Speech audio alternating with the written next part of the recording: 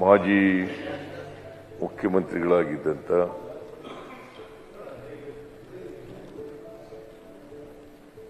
SM. Krishna ಅವರು ಇವತ್ತು ಬೆಳಗಿನ ಜಾವ ನಮ್ಮನ್ನ ವಿಧಾನಸಭೆ ವಿಧಾನ ಪರಿಷತ್ 4 ಸದನಗಳಲ್ಲಿದ್ದರು. ಈ ದೇಶದ ಪಾರ್ಲಿಮೆಂಟ್ನ ಲೋಕಸಭೆ, ರಾಜ್ಯಸಭೆ, ಕರ್ನಾಟಕದ ವಿಧಾನಸಭೆ, ವಿಧಾನ ಪರಿಷತ್ 4 ಸದನಗಳಲ್ಲಿ ಸದಸ್ಯರಾಗಿದ್ದವರು.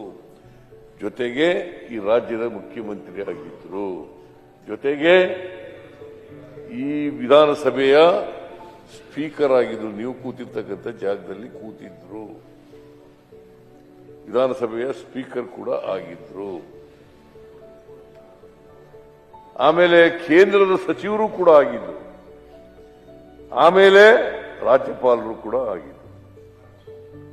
ಮಹಾರಾಷ್ಟ್ರದ ರಾಜ್ಯಪಾಲರಾಗಿದ್ದು. ಮಹಾರಾಷ್ಟ್ರದ ರಾಜ್ಯಪಾಲರಾಗಿದ್ದಾಗಲೇ ನಾನು ಕಾಂಗ್ರೆಸ್ ಸೇರ್ಕೊಂಡರು. ಅವರು ಬಾಂಬೆನಲ್ಲಿ ರಾಜ್ಯಪಾಲರಾಗಿದ್ರು. ನಾನು ಅವ್ರನ್ನ ಭೇಟಿ ಮಾಡಕ್ ಹೋಗಿದ್ದೆ. ನಾನು ಕಾಂಗ್ರೆಸ್ ಸೇರ್ಬೇಕು ಅಂತ ಅನ್ಕೊಂಡಿದ್ದೀನಿ, ಏನ್ ಮಾಡಲಿ, ನಿಮ್ಮ ಸಲಹೆ ಬೇಕು ಅಂತ ಕೇಳಿದ್ದೆ.